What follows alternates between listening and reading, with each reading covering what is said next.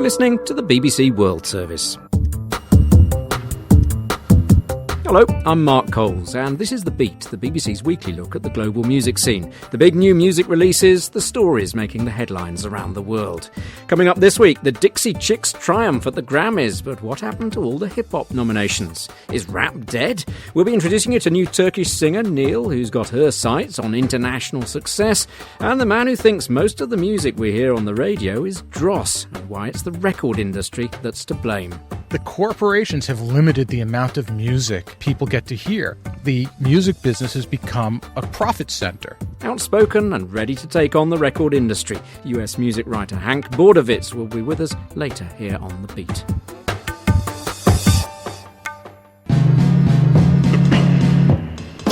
This is the beat, the beat, the beat, the beat, the beat, the beat, the beat, the beat. I mean, music's gone downhill, hasn't it? Not like it used to be 10, 20, 30 years ago when real musical talent ruled the day. Well, that's not me having my normal rant, but the views of the US music writer Hank Bordovitz. Hank's just written a book called Dirty Little Secrets of the Record Business, which aims to highlight the way the US music industry has been turned into a money-making machine with little or no interest in the quality of the music it produces. Oh, controversial stuff. So we thought we'd invite him onto the programme and pit him against a US music industry veteran, Richard Palmese of RCA Records. Well, they both joined me on the line from New York, and I asked Hank first why he was so down. What did he think had gone wrong with the industry? The corporations have limited the amount of music people get to hear. The music business has become a profit center, and the music that has the lowest common denominator, lowest turn-off rate at radio, is the music most people are going to get to hear. The stuff that has a little grit and teeth to it, they're going to have to dig for. Richard Palmese at RCA, what do you make of that then? It's a profit centre, the music industry. Well, of course it is. I mean, you have to manage the art along with commerce. It's true, we do have to follow the lead of radio formats, which are a lot more limiting now than they were when I first got into the business.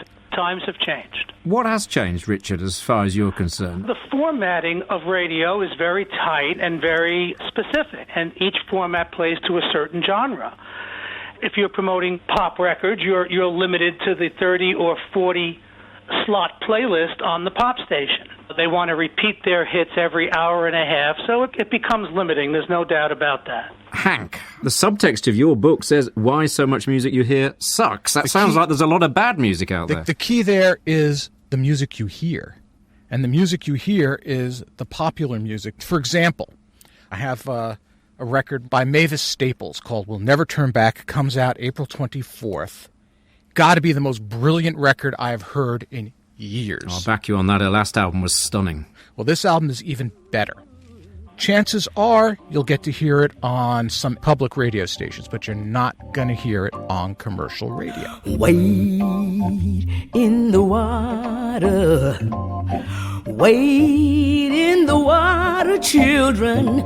Wade in the water. Richard, why do the majors not care about an artist like, say, Mavis Staples? I talked to her a year ago when her last album came out. She had to put the record out on a tiny independent blues label, Alligator Records in Chicago, and she said, I can't get a deal anymore. All the majors want is the next Beyonce. I think it would be very difficult for majors to place it onto the popular formats that drive the business today. I mean, I'm hoping that with internet radio and with satellite radio, I hope that the opportunity to expose more and more music is there and is embraced. Hank says in his book, it's down to greed, stagnation and the short-sightedness of the industry. Do you put your hand up? Do you admit to any of that? Again, you've got to look at the commerce aspects of it. There's a delicate balance there between art and commerce, and of late, the balance has shifted towards commerce. To shareholders, to profit warnings, to revenue projections. Even BMG these days has to answer to Sony stockholders. If Bruce Springsteen were around today, his first record sold, I think, 15,000 copies, second maybe 25,000. He wouldn't have had a chance to make Born to Run. Richard, do you accept what Hank is saying when it comes down to the fundamental, that the music we hear now is not very good, that music fans want something better? We signed Ray LaMontagne. He's not selling hundreds of thousands, but we truly believe that he is an artist of note. We've signed the Kings of Leon. We've signed My Morning Jacket. The good news is the success that we have with the Christina Aguileras enable us to invest in these new artists. But the accusation seems to be, because things are so challenging now, you need the big million-selling hits, which means accessibility, mass-market appeal, and that you're peddling music that some might say is bland or low-risk or formulaic. It's popular. The radio business, Richard, is it in a healthy state, and what needs to be done? The radio business is research-driven.